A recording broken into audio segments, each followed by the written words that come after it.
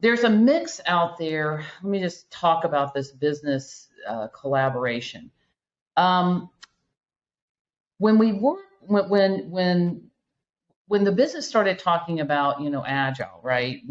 We're introducing agile methods and things like that. Well, I don't know how many customers you've run into, but if you talk to certain business leaders, they say we're agile, we're fast.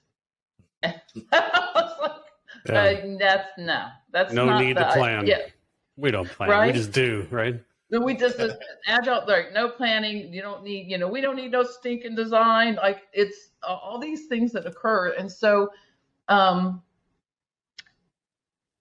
this agile method we have, it requires and demands collaboration. So for the business to take a business that not all of them do, but the businesses that take the perspective, we're going to be agile, and then they step away from the process altogether, have missed the boat entirely, right? Central to every agile implementation, every agile team is the concept of collaboration, which we talk about in Data Vault. And to your point, the business must be involved. Data Vault is and always will be about the business and bringing business value. We start with the business, which is why in our teaching and in our instruction, the methodology says you start with the business concept, right? We're not building data warehouses for the sake of churning through data. We're building data warehouses for the business and to bring the business value. You can't do that if you sit in a silo as an IT department and just look at the data and make your own assumptions, right? Part of this is a shift in the way IT works. Another part is the shift in the way the business works. The business is notorious for bringing an IT group in and saying, give me all the data, right? I want all the data. And so what we teach in agility, and then this is part of the method, is scope, right? We want to build within scope. And so what we teach our students is go back to the business, you start building a concept. And so you want the business perspective. If you think about where business keys come from, they come from the result of business processes operating on a set of business concepts to deliver an outcome in a source system, right? Why would you think that you can do something like that in a vacuum just by looking at metadata in a schema? You have to go to the business. Source systems hold, and they're notorious for using sequence keys, right? Because people started, space was, at, a premium, it was expensive. And so they were thinking, how do we store this, as efficiently as possible? Those days are gone, but we have not broken the process of using sequence numbers as if somehow we still have this issue. And so we used to be taught in data modeling, we used to be taught how to find a business concept and represent that so that the business key had meaning, right? A sequence number has absolutely zero meaning to the record to which it points, nothing. And in Data Vault, we call that a non-deterministic value. You can't take any element of a record and basically tie a key to any element of a record when you have a non-deterministic key. We use hashes in Data Vault. You don't have to, which is something else people don't realize. The true key of any record is the key.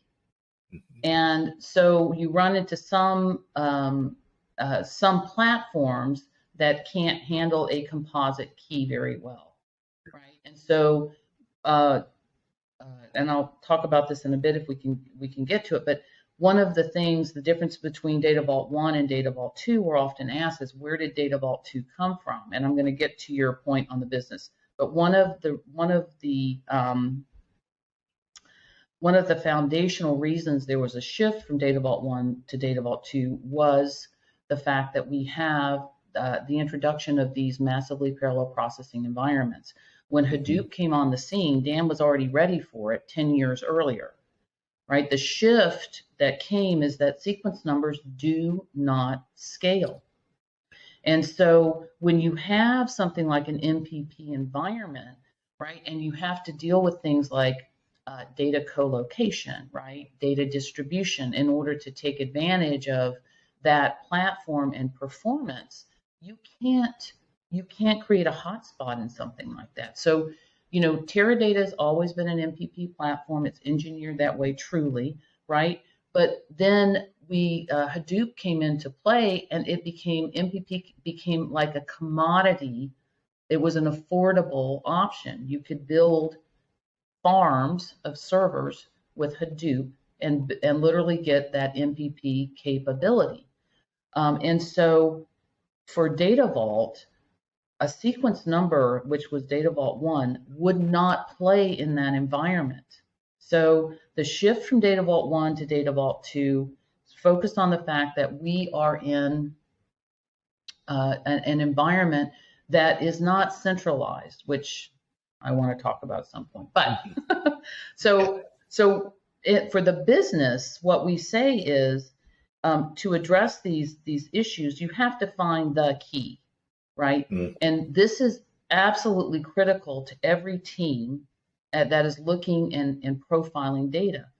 What is the key? And it's not just the key. You don't look at the source system and say, oh, it's a sequence number, that's my primary key. No, because what the enterprise has been asking for, what the business has been asking for, is an integrated warehouse. They want to be able to look at their data across the breadth of all of their operations, across the breadth of all of their source systems.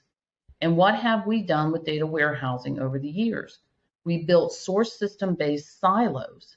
The data is not integrated at all. And so Data Vault, our key premise is that we are building an integrated enterprise warehouse that spans across all source systems to integrate on business concepts. If you're in a manufacturing operation, right, the concept of product, supplier, delivery, all of those things, manufacturing process, all of those concepts to the business actually boil down to various keys in the data. For example, product data is based on some kind of a product key, based, with a relationship to a supplier, perhaps, right? And so when we talk to the business, we have to talk to the business in their terms. IT is terrible at this sometimes, right? And so we have to go to the business and we say, when we look at this source system, we're looking at your product. We're looking at your product system right now. And, how do you define a product? What is a product to you? Not what's the product key? What is a product? When you talk about product, what do you mean? When you talk about customer, what do you mean? Now that is a huge battle to get into, because if you're talking about to finance, they're going to say, well, our customer is this company and this company and this company. You talk to sales, they're going to say our customer is this person and this person and this person, right? The brain of the term is completely different, right? A company is a group of individuals, right? And so when you have to help the business also understand, because oftentimes between their different divisions and functional areas, they're using the same terms and they mean different things. And so the work that you're doing, Mike, is really, I commend you for this, because most businesses don't have an ontology or a taxonomy that defines the relationship of their business processes to their terminology. And so one of the first things we do when we teach our students is, go to the business concept. Here's a scenario, all right? And now how do you get the business to tell you what the concept is? What is their concept of customer, for example? Is it the same?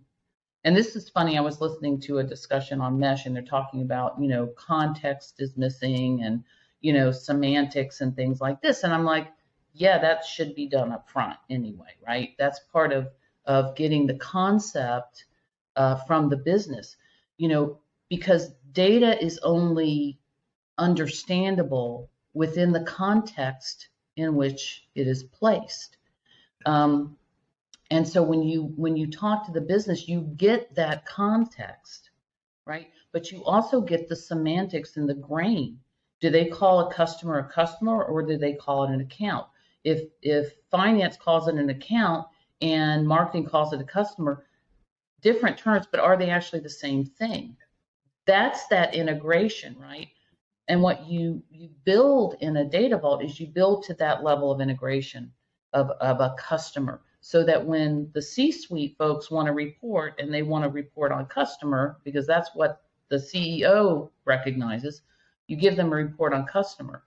But having said that, I talked about the different perspectives on the data. So if marketing says, that's a customer, but finance says that's an account, you can give them the account, right? Because it's what you're storing is a concept, but the concept is understood and defined. So we talk about, in Data Vault, we talk about that business concept coming through and naturally sort of folding, if you will, playing out to what we call an extended taxonomy. And what we do is we end up tying those system elements to the business terms. When you do that, you can begin to track the keys through the process, which is something that is extremely powerful, because it's not something most data warehousing approaches even take into consideration. How do you know you have a broken process if you don't know how to trace the key through the entire life cycle of that business process across multiple source systems? That is a huge problem, and most people don't know how to do that, but we know how to do it. That's what we've been doing for 30 years.